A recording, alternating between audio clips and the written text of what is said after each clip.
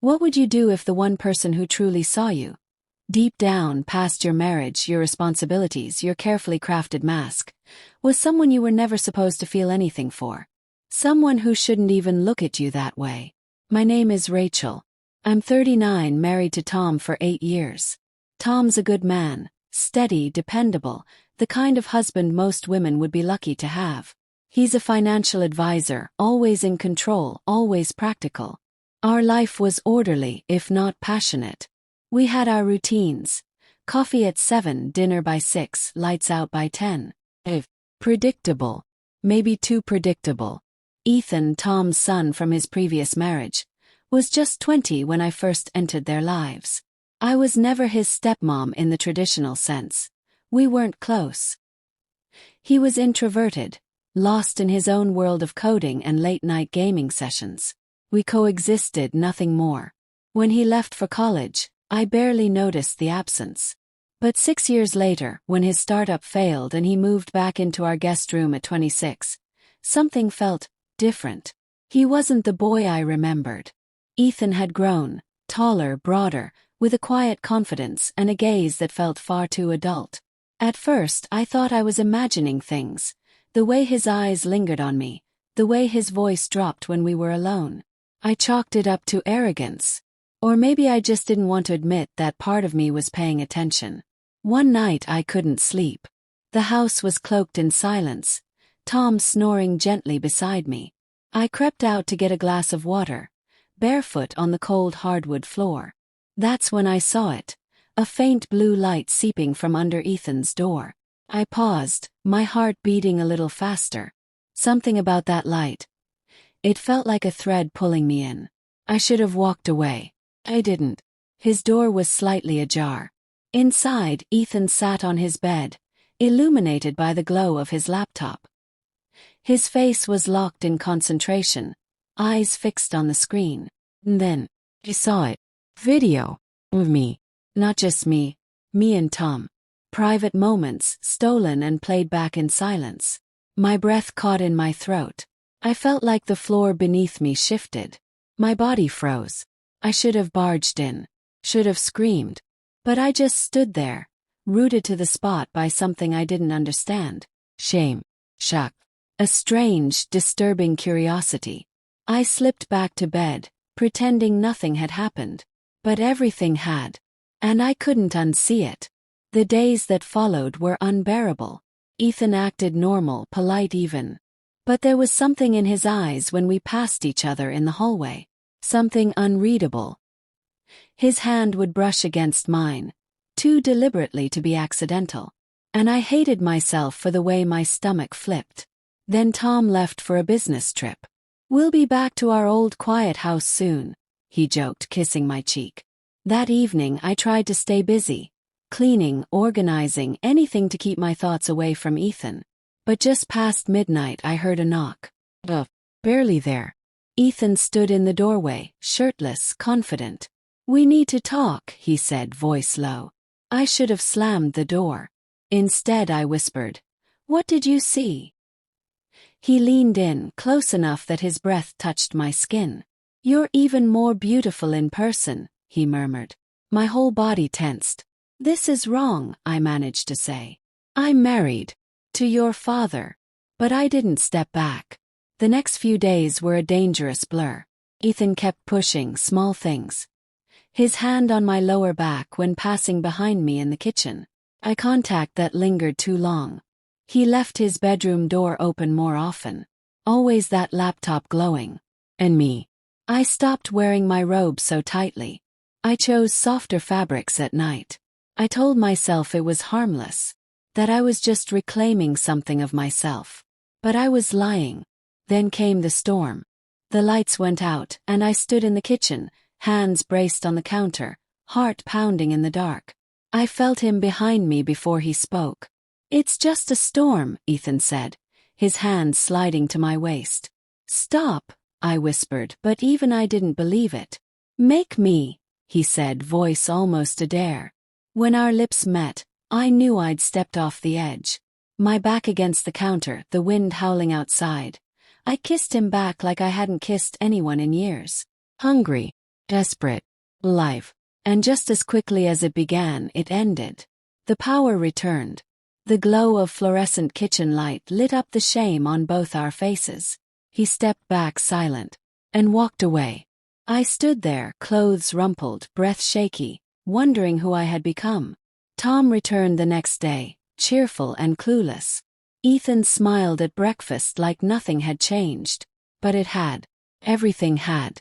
A few nights later, Ethan came again. Another soft knock. Another "we need to talk." I followed him to the basement, heart pounding in my throat. "This has to stop," I said. He smirked, stepping closer. "Then stop me." I didn't. I let it happen again. And again. The secrecy became a sickness. Thrilling and toxic. I hated myself every time, but I couldn't stop. I'd spent so long being invisible, and suddenly someone saw me. Desired me. I was drowning in guilt and craving more all at once. Then I missed my period. I stared at the test on the counter, my breath catching as the second pink line appeared. I didn't know what terrified me more. The idea that it could be Ethan's. Or that it wasn't. I confronted Ethan. "I'm pregnant," I said, shoving the test into his hands. He smiled. "Perfect. Now we can stop hiding." "No," I said, stepping back.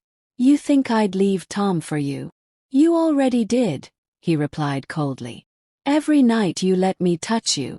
He gave me 3 days to tell Tom or he would. Couldn't do it. Couldn't look Tom in the eyes and destroy his world. So I left. I packed a bag, left my ring on the kitchen counter, and drove into the night. Motel. A flickering lamp. A voicemail from Tom. "Please come home." And then a pounding on the door. It was Ethan. And behind him Tom. "She's pregnant," Ethan announced flatly. "It's mine." Tom's eyes shattered. He didn't yell. Just walked away. Ethan laughed. "Well, that went well." That's when I saw him clearly. Not as a lover, but as a manipulator. A boy who played a game and didn't care who got hurt. I walked away. This time for good. 2 weeks later, divorce papers arrived. Tom didn't ask for anything, just silence. That hurt more than if he'd screamed. At 7 months, I worked in a bookstore trying to rebuild. Then one rainy day, Ethan walked in. "You look good pregnant," he said, like no time had passed.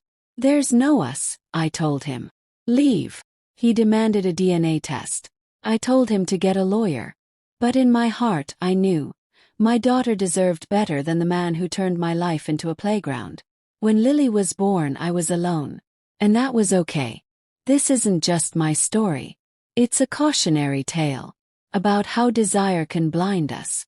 About the importance of boundaries. About the danger of confusing attention with love. If this story struck a nerve, hit subscribe to Broken Vows. We share raw, true stories every week. What would you have done in my shoes? They say the truth sets you free. But sometimes it leaves you shattered first. After I left, everything moved in slow motion. I was staying above a laundromat, working days at a bookstore, counting the weeks through every kick inside me. The silence was louder than anything Ethan or Tom had ever said. And yet, it was the only peace I'd had in months. Tom never reached out again. Not after the divorce papers came. There were no angry texts, no desperate calls, just nothing. That emptiness was the hardest part. I'd broken him, and I knew it. I'd betrayed a man who trusted me completely, who gave me a second chance when I thought love was no longer mine to find. Ethan, on the other hand, wouldn't let go so easily. He called. He showed up at the bookstore once or twice, always with that same casual arrogance. "We're connected now," he'd say. "Through the baby. Whether you like it or not." But I didn't like it. In fact, every time I saw him, I felt like I was looking at a mistake that had taken on a heartbeat. And yet, that heartbeat, my daughter's, was the only thing giving me strength. One afternoon, I saw him through the window, leaning against his car, waiting. I locked the bookstore early, took back roads. I changed my routine. I had no legal grounds yet, but I knew something was off. Ethan wasn't just persistent. He was fixated. It wasn't love. It was possession. At 8 months pregnant, I filed for a restraining order. My landlord helped. The bookstore owner wrote a statement. Even the waitress at the diner down the street, who had seen Ethan waiting outside, vouched for me. It wasn't much, but it was enough to make him back off for now. Then came the labor. Alone in the back seat of a cab, I breathed through contractions, whispering to Lily that everything would be okay. That I'd never let anyone use her the way I had been used. That I'd be better for her. She came into the world pink and screaming. Her fists clenched like she already knew how hard this life would be. I held her close, my heart breaking and healing all at once. Her eyes searched for me, and for the first time in months, I knew exactly who I was again. A mother. The hospital room was quiet. No flowers. No visitors. But I didn't care. Lily was healthy. And for the first time in this entire mess, I had made a choice no one else influenced. No secrets. No shame. Until day 3. A lawyer showed up. Sent by Ethan. He wanted a paternity test. Claimed he had a right to know if Lily was his. The hospital couldn't stop him. Legally, he was within his rights. That night, I cried harder than I had in months. I'd rebuilt so much. And yet, Ethan still held a thread that could unravel it all. I had to make a decision, not just for me but for my daughter. I took the test, but I also prepared a plan. I called a friend I hadn't spoken to in years, an old roommate from college who lived in Portland. She had a spare room and she didn't ask questions. I packed our things, left a note with a hospital social worker, and disappeared before the results came back. Changed my name. Lily's too. New town. New life. I found work at a local cafe, made enough to pay rent, enough to keep moving forward. Sometimes at night I wondered if the test had come back positive. If Ethan knew. If he'd ever show up again. But mostly I just watched my daughter sleep. Her tiny hand curled in mine, her breath soft against my chest. She became my redemption. One day when she's old enough, I'll tell her the truth. Not all the ugly details, but enough to show her how choices define us. How mistakes can teach us. And how love, real love, isn't about possession.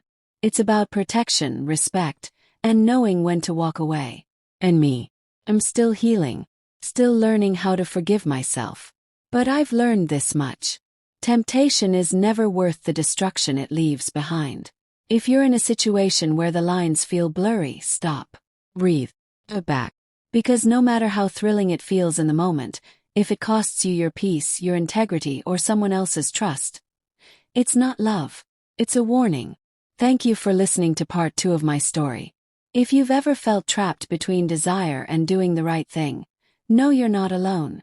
And know that it's never too late to choose differently. Hit subscribe for more real, raw stories on broken vows. Comment below. Should I ever let Ethan meet Lily? Or does protecting her mean cutting him out completely?